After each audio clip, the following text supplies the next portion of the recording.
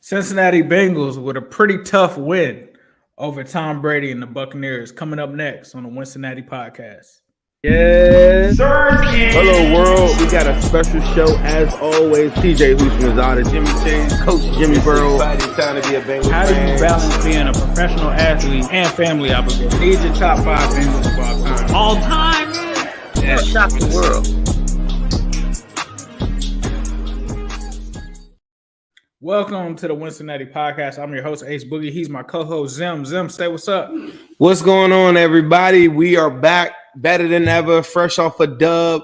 We are in the winner's circle where we belong. Hello, world. All that good stuff, all that greatness, getting ready for the holidays, getting ready for Christmas, getting ready for so different things.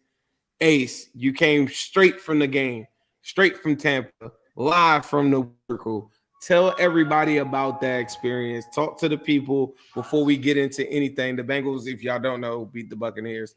Ace was at the game. I know there's some people in the crowd tonight that were at the game. I appreciate the free Zims. Keep them joints going. But Ace, talk to the people about your experience.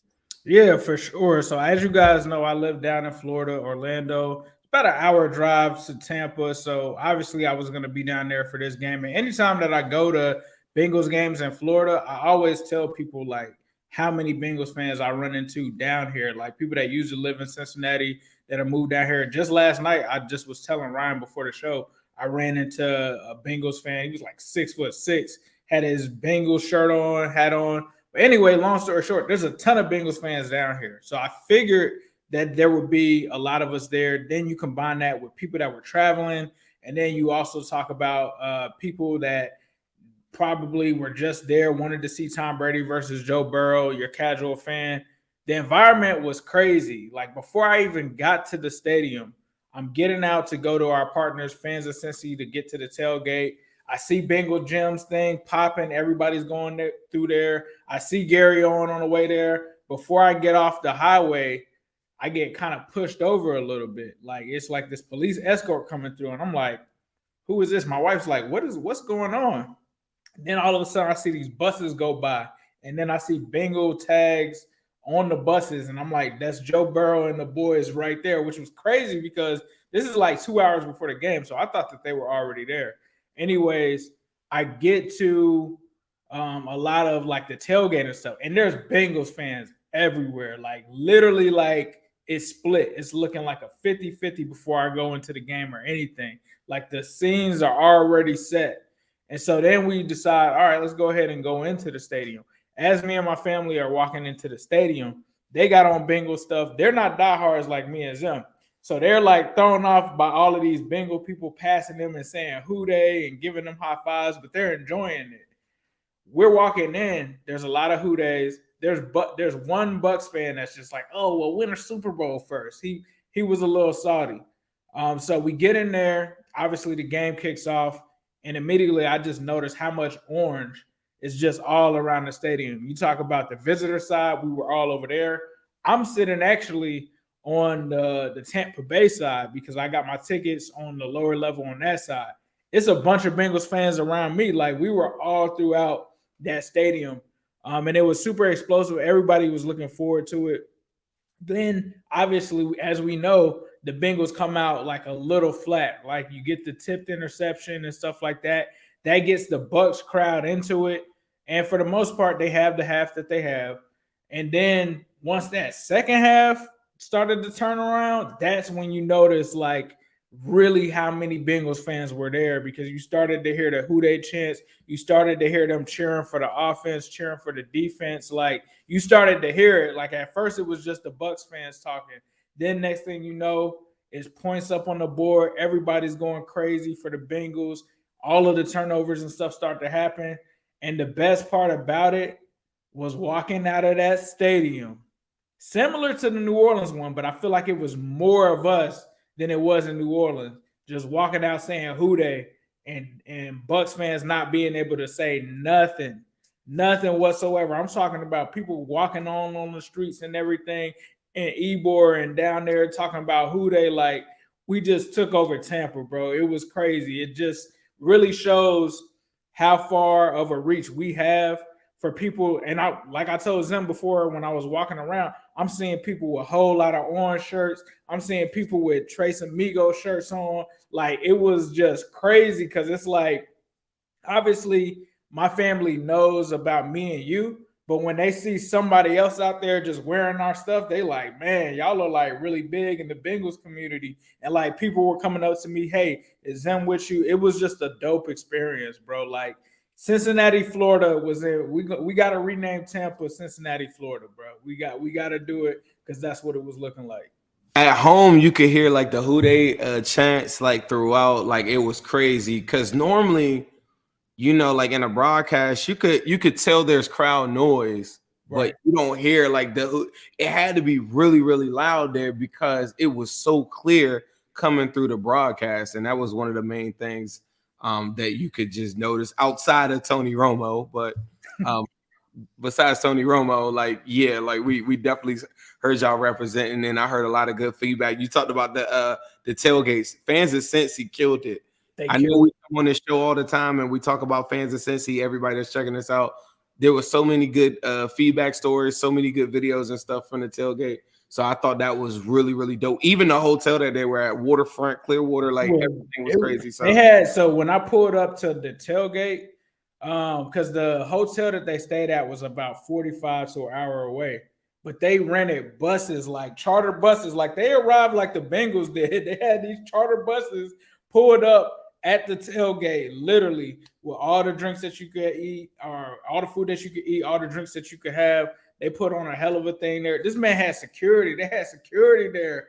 Like, fans of Cincy is doing their thing. I'm glad that I got to meet Dusko and his wife. He got to meet my family. So yeah, definitely look forward to us working with them. He said that he might have something for the playoffs if we go on the road, but he was feeling like us. I don't. It might be a lot of home games during the playoffs, so we'll have to see for next season.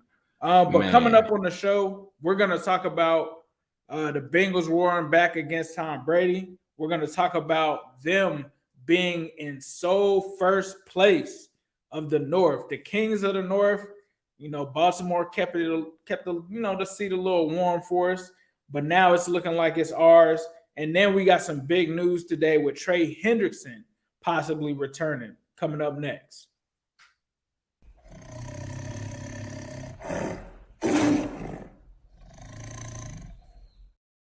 All right, Zim, I'm going to let you kick this off. The Bengals defeated the Buccaneers 34-23. What were just some of your thoughts from the game? I know you talked about Tony Romo, but talk about, you know, what you kind of thought of this game with the Bengals getting this dub. It was a game where I think, you know, it had shades of, I remember how we came into the Steelers game week 1 to a certain degree. It was like this. I know I met some people in Florida that were telling me Tom Brady, you know, stuff like crazy and all these different things. But I think in general, most Bengals fans thought it like this was a lot, you know.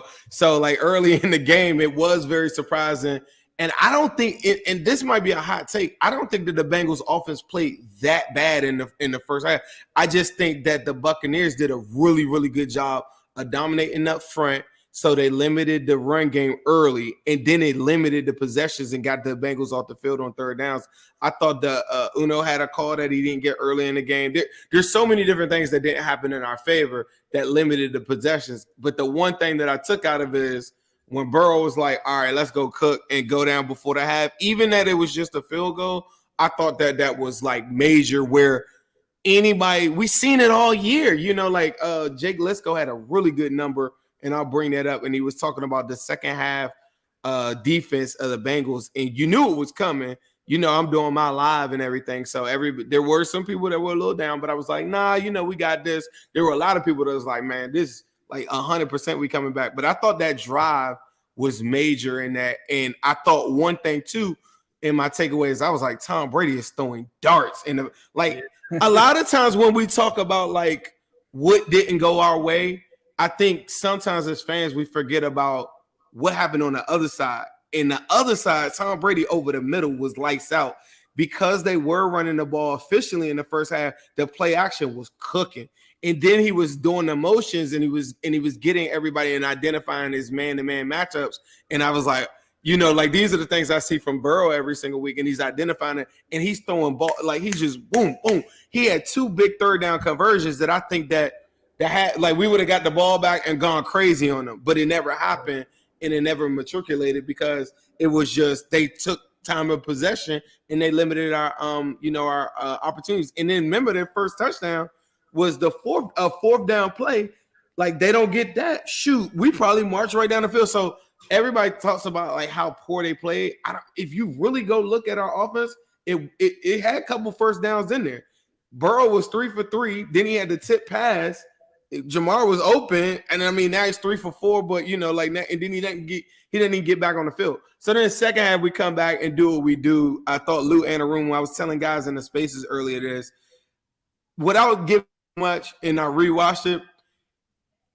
Make this simple as possible. He forces every team's offense. That's why teams like the Chiefs, I think that where they fell at is because their arrogance is like, nah, we're the Chiefs. We're going to do our stuff. And the Bucs, I'm not even going to say that. I just don't think that they're on the level of like a Chiefs or the Bills or anything like that. But if you're offense and you're playing the Bengals, you got to come in there with 3 game plans. And the reason why is because when you start off the game, it might go the way you want or it might doesn't, whatever. It doesn't matter. He's going to come back and then so when you go to halftime, you make your adjustments. The key point in Lou Anarumo is when you come back in the third quarter, every adjustment that you just told your team, everything that you just looked at on the iPad, everything that they told you that was about to happen totally flips upside down. And the same exact look that he gave you in first and second quarter, which I thought was brilliant in the third and the fourth for this one, same thing in the Steelers game. It's very visible. It looks the exact same, but you never know who's coming and who's going. And then guys like Tufele and Tupou taking advantage and winning on 3-man fronts is the killer. Like if a team is getting any bit of pressure with a 3-man front and then you got 7-8 guys dropping back, you're in trouble. Like that should never happen. Like the quarterback should be able to just play patty cake in the back. If you're getting pressure with that, it's a nightmare. It's an undefeated. Like you can't beat that. Like even Burrow, you can't beat that. Like, and that's something that has been happening. DJ Reader now over the last couple of weeks is leading the NFL. I think he's got 4 tip passes in like the last 2 weeks or something crazy like that. Or so it's that. He's making big plays. He's getting pushed. You got guys like BJ Hill, I thought, who played probably one of his best games of the season. They all come back in the second half and they win this game. And I know Burrow ends up with 4 tutties, but bro, he got the ball. And this is crazy. And credit, but it's all on the defense. He gets the ball at the 30-something, the 13, the 23. Like he had 4 possessions, which we never do. We always got to have these long drives. And I appreciate the throws. I thought the velocity, I don't know if the pinky was bothering him or something like that. But a lot of people were like, well, Carlton Davis was playing Jamar Chase really great. I agree. He was playing him great. But a lot of the throws just lacked a little bit of velocity that I'm used to Burrow getting to, and they were kind of hanging, and it gave Carlton Davis, I thought, time to get back, along with him holding on a bunch of different things. But the defense, how about Drew Chrisman on that punt when we didn't get points? Drew Chrisman pins him at the 2-yard line. There's so many great things to highlight, and it just goes back to that same thing that we ran into last season, is that you're going to have a million people who objectively look at the Bengals and say, oh, they got handed the game. No, the Bengals have a really good team. They have a top 5 offense and a top 10 defense.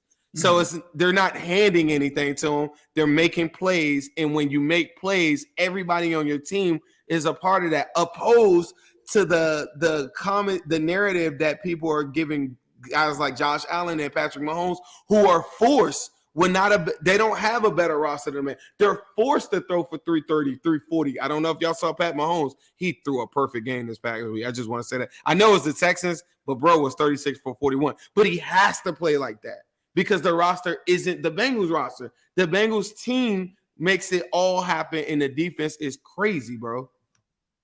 Yeah, I think being at the game, there was a lot that you touched on there. I have to agree with you on a lot of that. I would say the first half, one of the things that I noticed for them is I thought with Vita Vea being out that we'd be able to establish the run. Their linebackers were on it, like Devin White and the other linebacker. And the other crazy thing is being at the game, I didn't even know. I don't think a lot of Bengals fans knew that Joe Burrow even hurt his pinky because they didn't really talk about it. Like, unless you were on Twitter, like I honestly didn't find out about that until after the game. I had no idea that he had injured his pinky. So there were a lot of things that really happened. As you said, the offense honestly came out looking like they were on fire. Like you said, that three or four possessions there, Bro. they end up throwing the interception. And it's on a tip pass. Like Joe Burrow just has like, I'd rather my quarterback's interceptions be on tip passes instead of him just straight throwing it to the defense. And I think it's crazy. I don't know the exact stat, but I think he only has like 2 legit interceptions on the season. Like the rest of them, for the most part, are just tip passes. That's just stuff that you can't do anything about.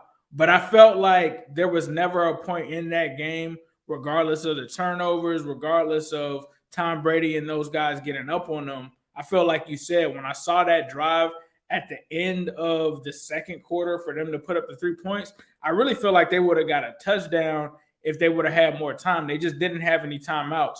So I was very comfortable with how they went into the half. And, you know, a lot of people, like you said, were negative on Twitter. I just didn't understand it because it was a 2-possession game, right? Like if you stop them from coming out, and if you had studied the Bucs before the game, you would know that the Bucs don't really score points like that. Like there was only so long that they could keep it up. And I feel like, I don't know, bro. It seems like sometimes Lou does this kind of rope-a-dope kind of thing where when I saw these guys getting open, and I'm not trying to discredit, you know, those players on the Bucs like Mike Evans and stuff like that. I had never seen guys just run that wide open, like on certain plays.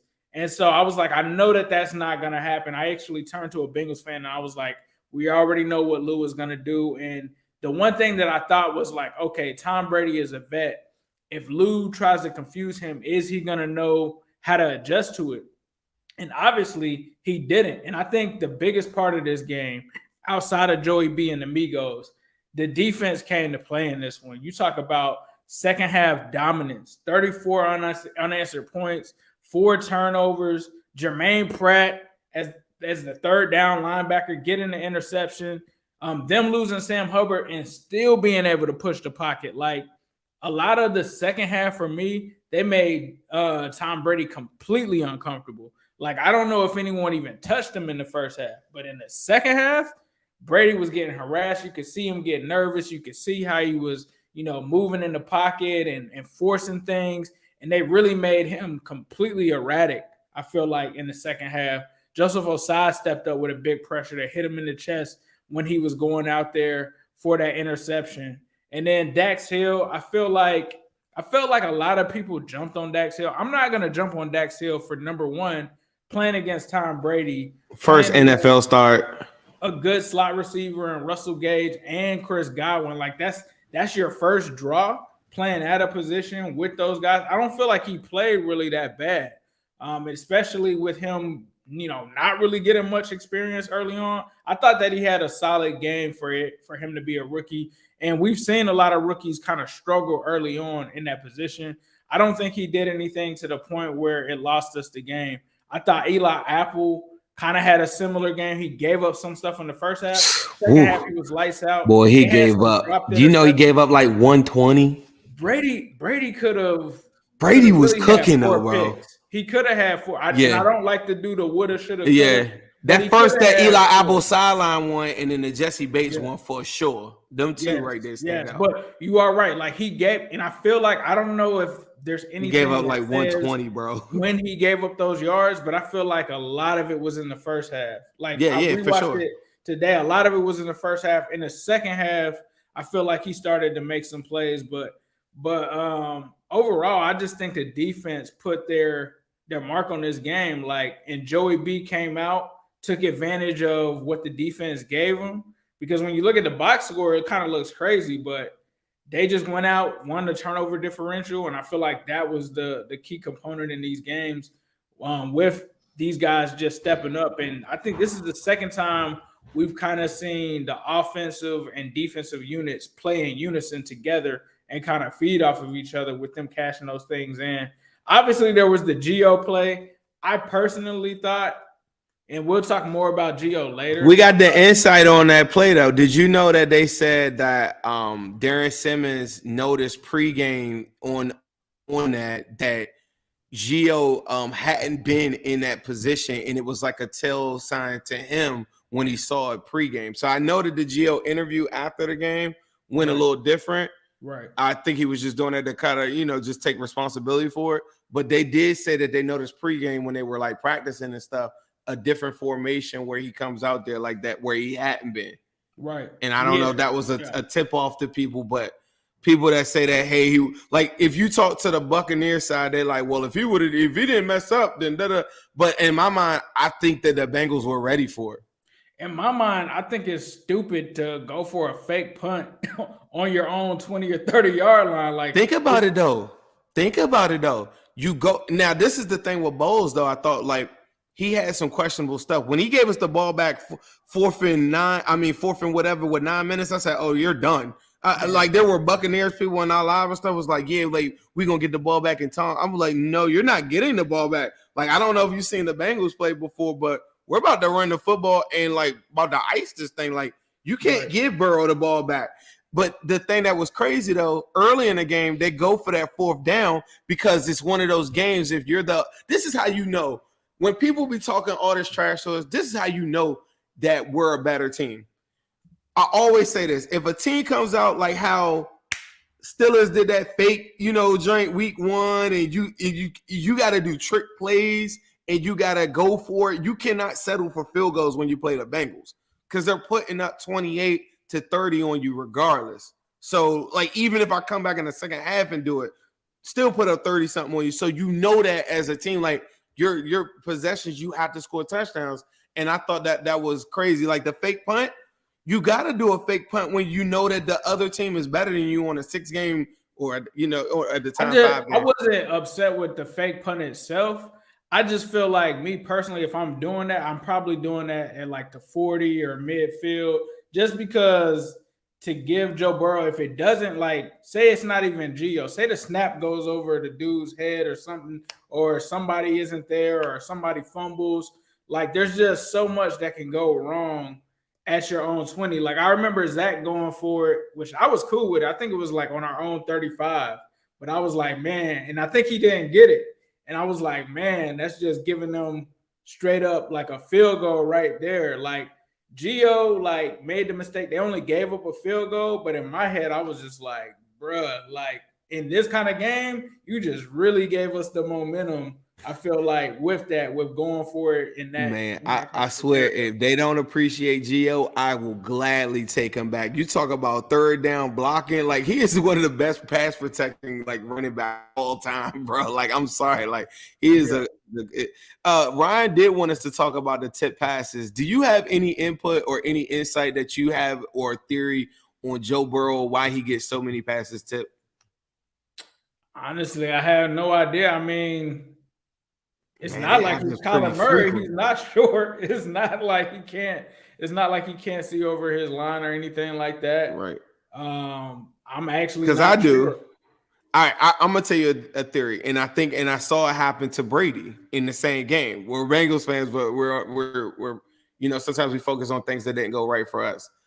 It happens that teams are coaching their defensive linemen like you're not going there on if you see him drop back and you see the slant coming or whatever, or you see like this formation, you're not going to get to him at this. Like I feel like the line has improved to that level where coordinators are saying like you're not going to get to him. Him and Brady are the only two quarterbacks that have all of these throws that get out in 2.5 seconds. So when the ball comes out, defensive linemen pre going through their stuff throughout the week are saying, hey, like get your hands up, watch for these different keys, and these different ones, they're not even rushing. Like the TJ Watt one he wasn't even rushing. He had to drop back for a second, and then he act like he was going to come in and go at Burrow, and then he goes and jumps up. But teams are coaching, and so some people say pump fake, but but the timing of a lot of these throws and the precision of Burrow, I just think it's almost like a gift and a curse too, because it's so precise, it's so robotic. the ball comes out like it's not like nobody's ever seen before. You pump it, then the windows are now changing and different things like that. It's that sure of a thing, and that's one of my theories on it. I know Ryan wanted us to speak on it a little bit, but I don't really have. I'm kind of like, I don't have a real answer for it.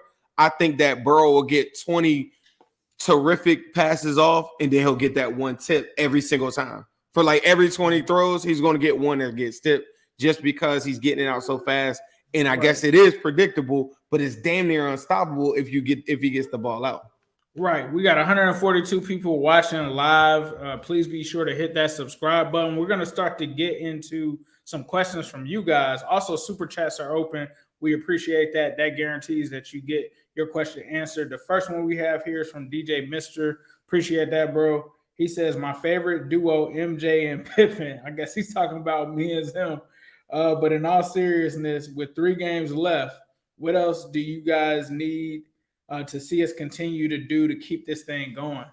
For me, I just need to see us keep playing with consistency, right? Like on both sides of the ball. I need to see us protect Burrow and finish out these games strong. It seems like we just end these games. I love that they got shiesty in that game with the Mitchell Wilcox TD, because I feel like in prior weeks, we probably like would have tried to like run it out or something like that, or tried to take a knee or something like that. I just want to see consistency. But then what do you want to see from these guys in these last 3 games? I just think health. I think that these key moments where you're getting guys like CTB, Dax Hill, and Osai, those 3, they're very, very important if we want to win a Super Bowl. Like those guys have to make plays. Like, and I know Dax Hill didn't have the greatest game of all time. It's his first NFL start, but we need those things because the health is the number one key. I almost want to say it's more important than the number 1 seed. I don't know. I want the number 1 seed. I feel like if the Bengals get a number 1 seed, like run to your bookie. I want like that run to your bookie. Like the they're going to a bowl and they're going to win it this time. Like if they get the number 1 seed, you're telling me I could skip a week, let y'all beat each other up, y'all get injured, then I come back full healthy with a Joseph Lee Burrow and a healthy squad. Like, that's crazy. But like these are the things that I think. That's the 2 things. Number 1 seed and health. Those are the 2 things. Like if you give me those 2 things, I like my chances against any of these teams. I think that we're the better team. For sure. Definitely. So we're going to get into another one here from my man Dustin Croft. $5 super chat. Appreciate that, bro. Where them Dax Hill haters now? Saw some negative Bengal fans on the timeline about him all season. Hi, haters. Speed kills. Busters. I haven't heard somebody call somebody a buster in a minute. $5, Buster. He said $5. Mark Buster.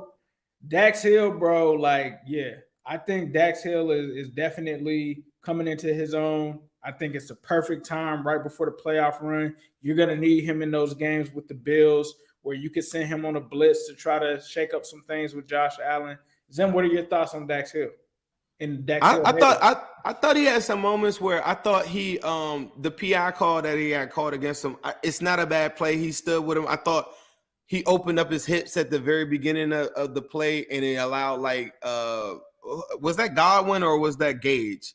I thought it was Godwin, right? And he's in a Gage, I think, scored on him twice. I think when somebody in the comments will probably tell me, but I just thought like the one people were kind of giving some negative feedback on that one. I thought he did a good job of recovery on that one. He showed his speed to recover. It's his first game. I thought he went on a run blitz that was in there, but they just the Bucs called a perfect play. But the way that he executed the run blitz, like those, I don't really remember him that much. I do remember Eli, and I love Eli. That's my dog. I talked to him after the game. He was talking crazy about Tom Brady, which I think is amazing. Because last week, did y'all hear like all the other teams that was just like sucking off Tom Brady? And then when you hear the Bengals talk about him, they like, yeah, I mean, like he won. Yeah, he was fairly good. Like I just thought us being like the villains is so lit, bro. I'm sorry. But he was getting. Did y'all see Pac-Man? He was going in on Eli, but bro, he gave up like 1-something, bro. And a lot of it I thought was just because Brady was on, though. And sometimes when really good quarterbacks are on, Brady was on. The play action was murdering them. And I hated moving forward, I thought without no Sam Hubbard too, I thought they didn't look that really strong in run defense, and I just think that they had to adjust to it too. You had guys like Gunther getting a good amount of snaps. You had ADG getting like 15 snaps. Like there was help all over the place because of the injuries of Hendrickson and Hubbard. But I thought it showed a lot, setting the edge and stuff, because Sam Hubbard gives you a lot in pass and pressure this year. But his number one thing that I always looked at, like if y'all really want to see a clinic on run defense from the edge position, go look at Sam Hubbard's game against the Dolphins. It's magnificent. When I had my Twitter account, I posted about 8 plays in that game where, I mean, he single-handedly, like, just caused so much conflict and so much chaos up front. Like, so I think they missed that. For sure. We got some other questions and comments. Kyle Rose says that the balls are tipped because of the depth of his drop. I think we got some other ones here as well. Victor Pat 24 says that there's a real balance between getting healthy for the playoffs and getting the number 1 seed. Thoughts? We kind of see that's the tricky thing, right?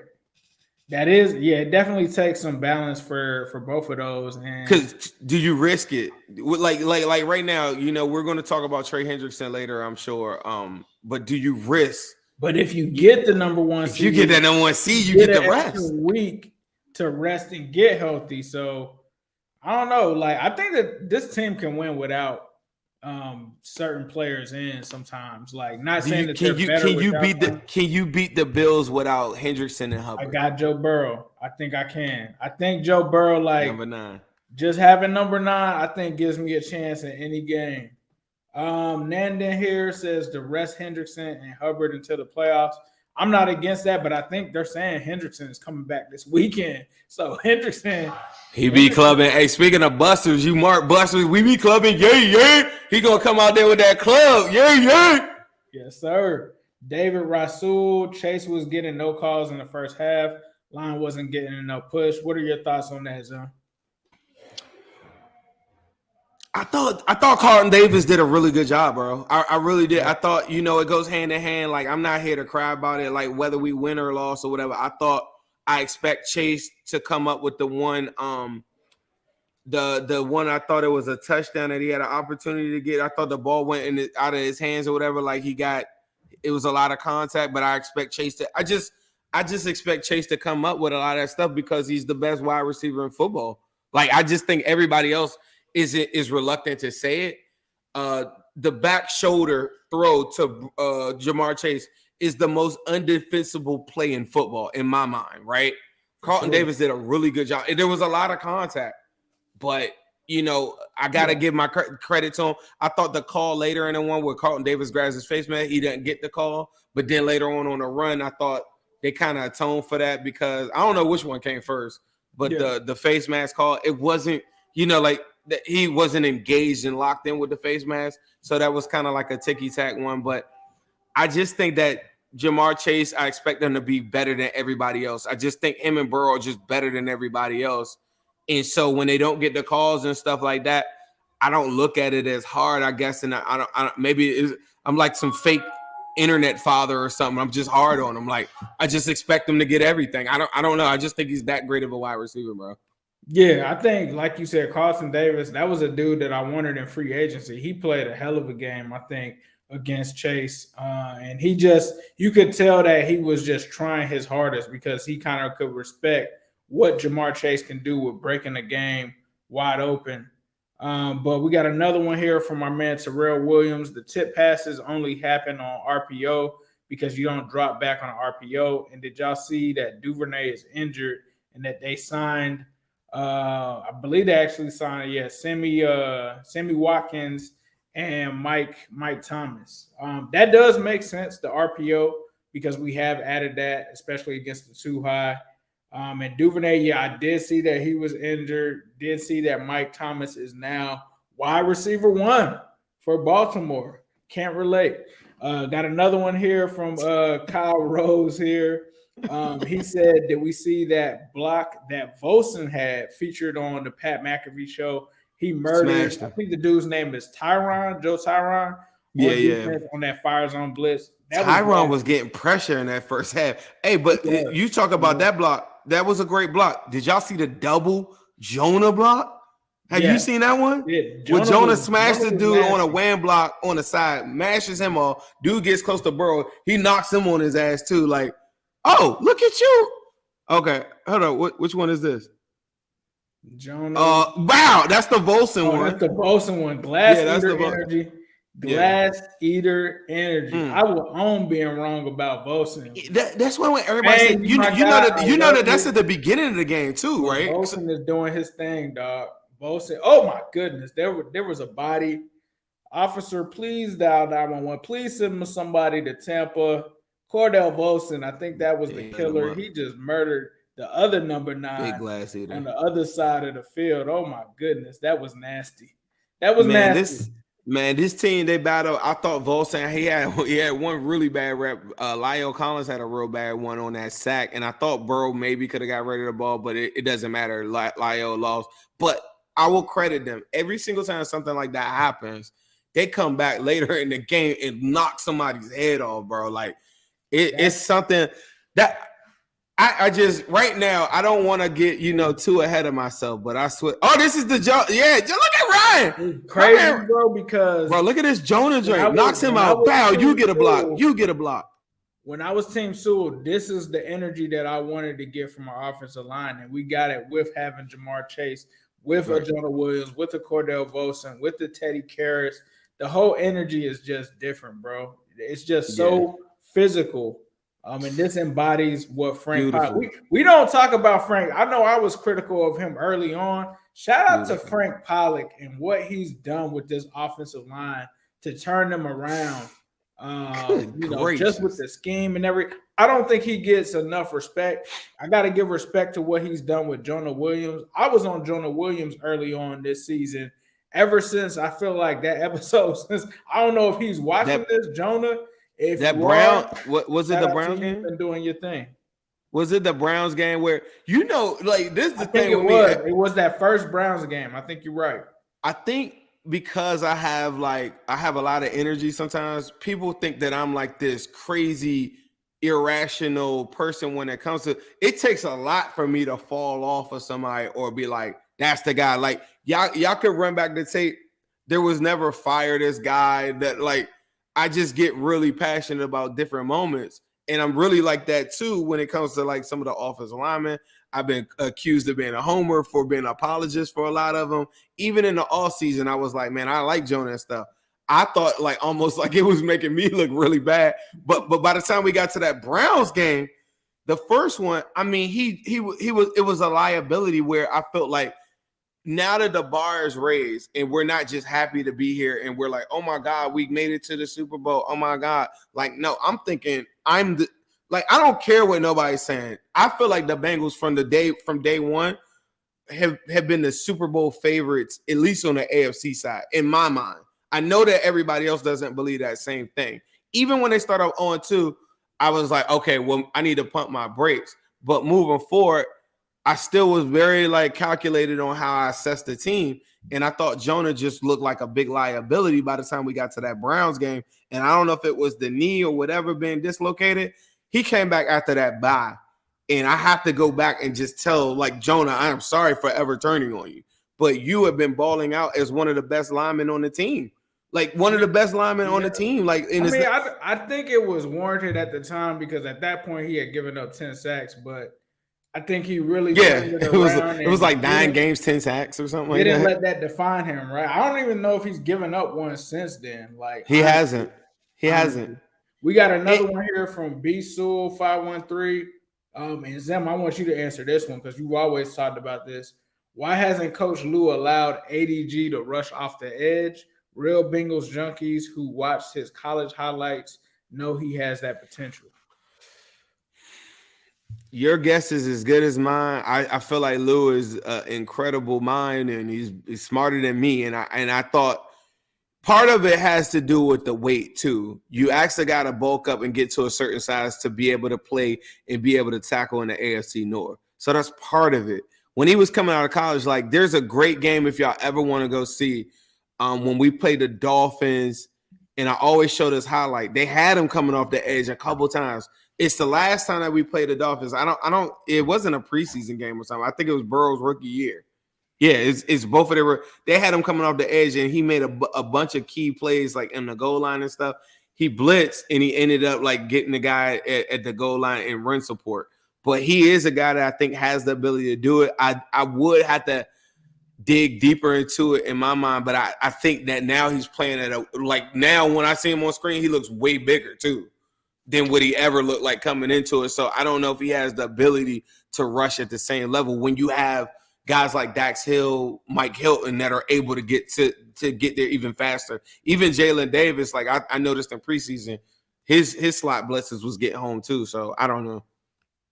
For sure. Well, next, we're moving on to our next topic.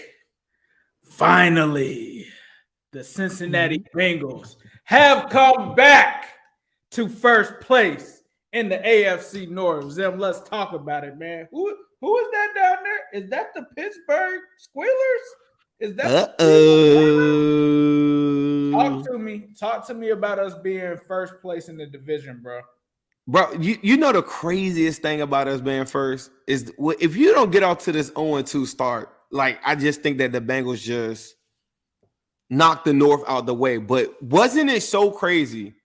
Can you help me with this? Can anybody in the chat help me out with this? One is so crazy that they kept on throwing our division record in our face like the whole entire time, as though that superseded the actual overall record. Remember, they kept on saying you're 0-3 in the division. You're on, and I kept on saying, so like, do y'all not know how it works?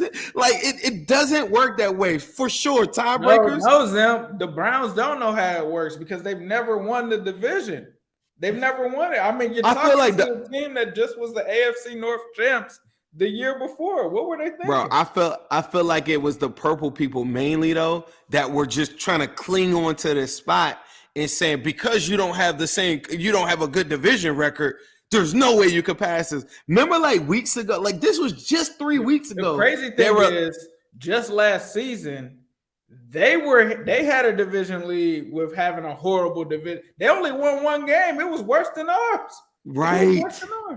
Bro, the crazy thing is, I just think that they had, this lead that they were clinging on, but they know that their team, at least offensively, isn't good at all. But they never tell the truth about it, and then they try to hide behind like, well, the Bengals got lucky on this. Like, I feel like the Ravens, even at 9-5, if you really watch their games, it is maddening that they are 9-5. If the Bengals play any of those games, like how the Ravens played against the Panthers, or how the Ravens played against like the Broncos, like all of these games that they had where they didn't do anything the whole entire game, and then they come out and win the game, like at the very, like part of it says like, man, that's a tough team or something like that, and the defense stepped up, but bro, they are not. They remind me, like I think you said this. They remind me of that 11-0 Steelers team from what was that, like 2 years ago, where you're just looking at them like every week, like how do you even have this record?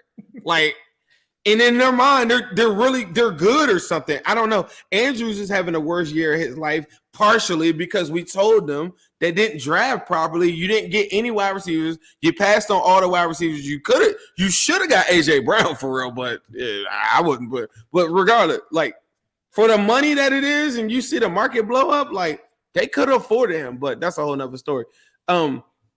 It's just so crazy to me that they still feel like, and even now, I seen them saying we control our own destiny. I seen that even today, and I'm like, give it up. Like the North it started off for the defending North champions. It goes through us, and you gotta respect that at the very least. Like you're catching up with us. Even when we had the same record, they was like, yeah, we got a half game lead. I'm like, that would work if we didn't play you the last game of the season. Like, right. And I'm gonna put this on tape. I want to stomp them, and I think it's going to happen, bro. Like, I want to stomp them up. I don't care if Lamar's there or not. That and that Bills game are the two games that I have circled this whole entire. All these other games, y'all want to see me turn up? Those are the two games right there that I'm absolutely going to go insane on this show, on Twitter, wherever I can, Instagram, whatever. I'm going crazy on them two games. Yeah, I think like you said, it's been apparent from watching the Ravens over the last couple of weeks. They were just a team that was just getting by and getting lucky, like you said, out of those games, especially after they lost to the Jaguars. They just have really been stumbling through these games. You talk about the Broncos game, they easily could have lost that one. You talk about the last game, I think that was against the Steelers. They could have lost that one. They get lucky with the Steelers losing their quarterback early in that one. They just haven't been a good team. Like, and the thing that I talked about with Roquan, the defense has gotten better, but it doesn't matter if you can't score points in this league. When Lamar was there, bro, they weren't scoring points. They had three. We beat the Panthers. We was up 42-7. The following week, they went to the Panthers and had 3 points on the board, and the defense bailed them out off of a fumble recovery or something with 4 minutes left. Like, bro, when he was playing, he was throwing for like 100-something yards every week. Like, they weren't doing anything then. And I swear to God, I don't think Lamar is like gonna come back. I don't think he's rushing back, and it's kind of scary because I think they just said that I don't know if this is the 7th missed practice that he's had, but this was apparently the timeline where he's supposed to be coming back and suiting up this week. It doesn't sound like it. It doesn't seem like it. I'm not hearing him talk about today, Tuesday. So did they have a practice today? They had a practice today. He was not there. This is like the 7th straight practice or something like that. Correct me in the comments if I'm wrong, but this is like the 7th straight practice that he has not been there. Also, J.K. Dobbins also wasn't there. I don't know what that's about either. But the Ravens, they're falling apart right now. I think that they still can limp into the playoffs, but the thing about them is Lamar Jackson gonna play? This is seeming like last year when Lamar Jackson got hurt at the end of the season, and they kept saying Lamar's going to come back. He's going to play with the ankle. And the crazy part is I've seen him play through a knee sprain before just from doing AFC North talk years ago. So I'm like, he's played with a knee sprain before, but he hasn't done it yet. I think the play was kind of nasty that he got hurt on. Maybe the knee hurts. I'm not. Given the situation and the circumstances, security financially, you don't want to do that. You don't want to end up like Baker Mayfield. Baker Mayfield played through his injury last year, and what did he get? He got a FU and a kick out of Cleveland for putting his body on. I literally got booted from spaces, booted from the world for saying, hey, look, just so y'all know, there is a possibility that any of these guys get hurt. And if that happens, then that hurts that hurts his value. He might make the same exact money, but from a business standpoint, he can't make exponentially like way more than what he would have. And if he does, and at some point he has to make that decision. That's why I thought week 1 he should have just set. Y'all remember when Emmitt Smith did that? I think for the Cowboys, they lost like a game or two, and then it was like, all right, here, Emmitt, here's the money. I think if he would have did that, and then they started off like that, he would have forced their hand. And even if they thought they were going to trade him, they could have went to the next year at least with like a legit contract together and proposed that to the next team or something. By not paying him, it just created like this convoluted like swirl of a locker room and an elephant in the room all year. But the purple people wanted. They were so embarrassed. They were so embarrassed. The difference is the Steelers fans. They were like, well, we got 6 championships. Like, cool, like wait till we get back. The purple people are so gung-ho on coming back to the top of the AFC North because for whatever reason, remember, we never figured this out. They hated us the whole entire time, and we thought we was cool with them. And they hated us so much that they were like, we don't care. Lamar's going to come back, and he's going to tear the league apart and all these different things. He's going to go back to 2019. And I get that, but then there's a realistic side of football, too, that says, hey, look, maybe this thing doesn't go like the way that we wanted to. And arrogance. Like, how do you see the NFL? Bro, everything about them is arrogant, though. Think about how they talked about JK. Look at JK right now. Do you think Zach Taylor would let him go out there like that? No. Like that, Zach Taylor would never play. To look at what we did with the Migos, to watch everybody start trading for the AJ Browns of the world and trading for these receivers and drafting them, and then for you to be like, yeah, let me take a punter and go back to 2019 with the 2004 Atlanta offense that you're trying to run like you got. And let me go get Tyler Linderbaum and put him up against DJ Reader. ridiculous. It's just Like, what? very arrogant, very weird. And I'm like, that recipe isn't going to work against us. It's not going to work against Pat Mahomes. It's not going to work against Josh Allen. The only team that it might work against is Tennessee, and they might not even be in the playoffs when you meet them. You might have to go against, guess who? Trevor Lawrence again. Your buddy Trevor Lawrence that just put 300 on your head. You might have to see him again. Trevor Lawrence been on fire too. Ravens, I'm sorry, man. They cooked right now. And speaking of cook, we're gonna toss it to our friends at Midwest Best Barbecue.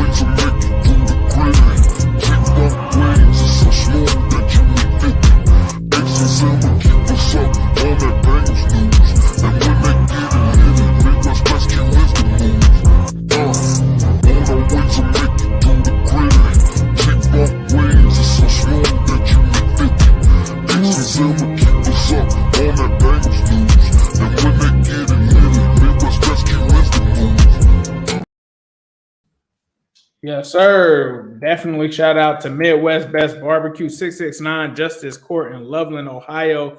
Go to MidwestBestBarbecue.com. You can book your order online as well. They got all kind of stuff over there. They got a new Hawaiian flavor as well, so check those out. I know somebody hit me and told me that they just went and got some of them Uno wings. They reported back that they made them do the gritty, so definitely be sure to stop in. Holla at Tim and Nicole and let them know that Ace and Zim sent you. Now, speaking of, we talked about the club earlier. We be clubbing like Ice Cube, Trey Hendrickson. Will return this Saturday against the Patriots. I think that's major just because we need him in this game, especially with some weakness at the tackle position. With what is the kid's name? Isaiah. Yesterday? That's today. He was back at practice today. I ain't seen this. Yeah, he was back today. He's back. But talk about what it means to have Trey Hendrickson back and playing as soon as Saturday. It's a wrap. No, I mean, if Trey Hendrickson plays against Isaiah Wynn, that's who it is. What's bro? The quarterback though, Mac Jones, McCorkle. Yes, sir. Already not playing really good football. Extra pressure. Trey Hendrickson. I read the comments earlier. People say, "Man, I think we should rest him and get him healthy for whatever." I don't think that. I just think you limit the snaps, give Osai a little bit of those third down rushes, or whatever. Take it a little bit easy on. But knowing Trey Hendrickson, he might come out there with that club and use that joint to his advantage. All the people that have been holding him all year might get a club right upside their damn head. And he's just different. He's a different guy. I always think of Trey Hendrickson, and I think about when we won and went to the Super Bowl, and he's just on the bench untaping his tape. Everybody's like, Uno's crying. Everybody else is going crazy. Joe Burrow's kissing the kicker. Like, all these things are going crazy, and Trey Hendrickson's just on the bench like, yeah, that was an all right game. Like, he's just different, bro, after battling through all that stuff. So who knows, bro? For sure. Speaking of, not only did they get Trey Hendrickson back, also our boy Mike Hilton and Hayden Hurst. Hursty is back in practice as well. So the Bengals, they're getting healthy, man. Like, they're getting healthy. I don't know. They're getting healthy. What about CTB? Because after the game, he told Kelsey Conway that he would be playing him and Hilton. They both said that they will be available and they're going to play for the Patriots. Do we have any CTB? I haven't heard any update. If you have in chat, please let us know. He was also limited today. Apparently, Ryan said that he was limited. So I would expect him to be on par to play. And if not, they should have some options. I mean, do you really need him for the Patriots wide receiver core? I don't want to get too saucy. I don't know we got any patties in the house tonight. I don't know we got any patties up north that are tuning in. I ain't trying to get too saucy, but I don't think they're wide receiver. Do I They gotta might bring throw out a lobster CTE? roll at you. They might throw a lobster roll at you, Zim, or put They some might. I'm your gonna throw some clam clam chowder. chowder. I'm about to say I'm gonna throw some chowder and mix it some chili and serve it up to them boys on Saturday. And we're gonna get this Christmas started off right. So don't play with us. Y'all better keep it cordial with us, you little patties. Yes, sir. But you talked earlier about Gio, who took a lot of heat.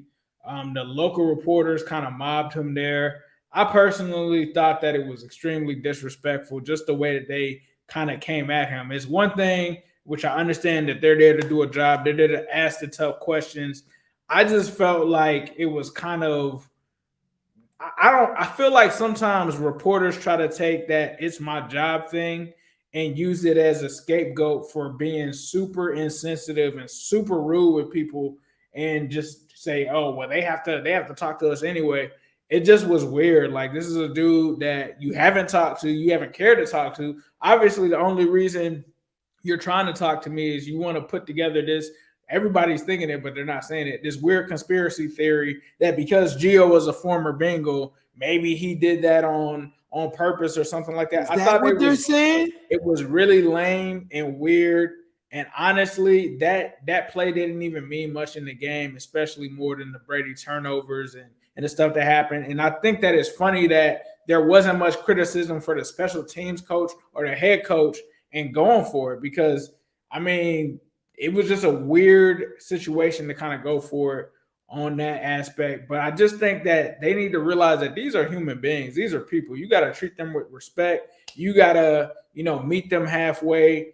And, to make fun of, oh, well, you've been hurt all year and this and that. Like, it's just weird. Why? Like, there's so many other stories that we have great reporters in the Cincinnati area where they talk about stuff on the outside of the field, or they talk about them doing donations. And we know the type of person that Gio is. He's always given back to his community and done things.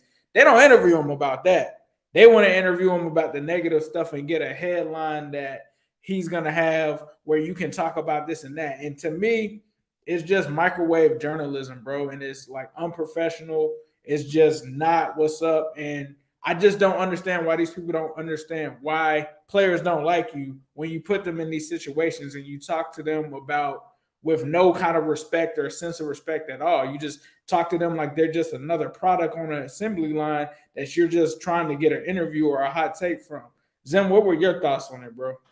I thought it was horrible, disgraceful. It's like they act and they operate. It wasn't just, let's get it correct too. The lady that we're speaking about is Jenna Lane. I don't know. I don't know of her work, but whatever. I think she owes Gio an apology. The guy that was in the locker room that was with him too, he did come out and apologize earlier today, but she hasn't followed suit. She's with ESPN, apparently. Yeah, she's talked about stuff like, I thought the comments about the color book and everything about that interaction was super insensitive to, this is the one place that I'm in a professional setting and I don't have to be berated. When I go out there on the field, like, we're gladiators and everybody, it's free game. People going to say whatever. Like, I'm pretty sure they could tell you about all the different times that people said anything to them. But the last thing that you will want to do is go to work, do your job, come back. And then you saw the look, like, he's like, oh my God, like, are you serious? If somebody is acting like that, like, I don't know if this is just because I'm a black male or something, but if somebody's going like this to me, the last thing I'm doing is coming at them even like harder, even like more. Yeah, like I'm like, oh, okay, so you're feeling attacked. Let me just back off and give you your space. You're saying you want to be with your family. Okay, when's a good time we can get, because people have a lot of questions. Like, there's so many different ways that they could have ran with that. And they waited until he was dressed and leaving the locker room. She tried to paint the picture as though he was trying to sneak out. And then I think he legitimately put all this stuff on and was thinking like, all right, well, ain't nobody been talking to me all this time. Like, we don't even really know that part of it. And it doesn't even really matter. The way that they were being and then when he gives the answer and then you just come back and answer the question, like, that is harassment. Like, nobody deserves to come to work and have that type of treatment go against them. Like, that lady owes him an apology. I think that was it was so distasteful. They said something like, "What have you done all year for us to come and talk?" Yeah, he said, the guy said that, And the thing that I was thinking, and I talked to a couple of reporters after the game who were also appalled at this thing too, because there were a lot of people saying, well, I mean, Gio's got an obligation. Yeah, he does. He has an obligation to speak to the media. He doesn't have an obligation to be treated like dirt after a game, especially when he lost. And for a play like that he owned up to, then they come back and ask him a question like over and over again, like, what are you trying to do? Like, just, like if you have a point or you have something that you want to say that, and then let the guy respond. Like, there's so many different ways that they could handle it. And my final thing is that moving forward, I think that the Bucs players should all just give them the shortest answer. Well, the dude apologized. I still feel like he's in the wrong, whatever. But if I'm them, like, I know the players in that locker room are talking about it. Sure. I wouldn't even answer any questions for. I would act like I ain't hear none of their questions and answer everybody else's questions except her, and make her the most lifeless person in that locker room. That's how I would come about it, like the next way. And I would make it I'm so spiteful, I would spend extra time answering everybody's questions the following day except hers, and act like I never heard her join. I'm like, damn, did y'all hear that? You got another one? And I will go right to the next one, and I will fulfill my obligation. She wouldn't like it. And all the players, as good as the person Gio is, I think the players would rally and do the same damn thing. No, for sure. So that's going to bring us to wrap up this show. As you guys know, you can catch the Wincinnati Podcast every Tuesday and Thursday at 7:30 p.m. Eastern Time. Zim, was there anything else you wanted to talk about? Tony Romo. I just want to talk about Tony Romo real quick. Ryan, I know the show has got to end. We're at the hour mark. Tony Romo, you are a bum. Stop being disingenuous to the sport of football. You reminded me of the guy that texts me or calls me during a Bengals game when they're losing, and you get on my nerves. I don't like you. Keep that negative. Like, the people that are saying like, why are y'all so like y'all want Romo to say good things about your team? It's not that. It's if you have energy for the opposing team and you're really congratulatory anytime they do something, you got to match that same energy on the opposite end of the spectrum. And when you've done it 4 times, I'm now looking at you like, bro, like, what are you doing? Like, were you mad because your parlays ain't hitting? Are you mad that like Burrow didn't do, like Burrow outmatched the comp of Romo when he was coming out, and now he's getting compared to Brady and you're salty about it? But you should not just be holding on to Brady's nuts the whole entire broadcast, just like you did Mahomes, and then never acknowledge the fact that the Bengals were on a 5-game win streak. He talked about the Buccaneers defense like it was the greatest thing since sliced bread. It overlooked the fact that the Bengals were missing DJ Reader and still were a top 10 defense. All I heard was Vita Vea the whole time. I was so sick. I never had a broadcast that I had to mute and just say, I can't deal with this. The dude was killing me. When Burrow runs for a first down, y'all think I'm being extra? Go back and just watch just the highlight clip. Anything that's Bengals related, it's like, oh, damn, they did it. Anything, like if it's an interception that they thought it was, oh, clearly the ball touched the ground. How do you know that? Why didn't you keep the same energy on the other ones? When Burrow ran, like Brady had a good play. The next series, Burrow had the ball. He runs for a first down. Tony Romo was like, oh, no. And then he says, well, I mean, he could have ran up the middle. I was like, get this. All right, I just had to. I'm sorry. Yeah, the Romo joint was killing me, bro. I cannot stand him. Sorry. For sure. But thank you guys for listening to the Wincinnati Podcast. We will see you guys Thursday at 7:30 p.m. Eastern Standard Time. Yes. Hello, world. We got a special show as always. TJ Houshmandzadeh, Jimmy Chase, Coach Jimmy Burrow. Time to be a Bengals How do you balance being a professional athlete and family obligation? These are top 5 Bengals of all time. All time, man. Yeah. Shock the world.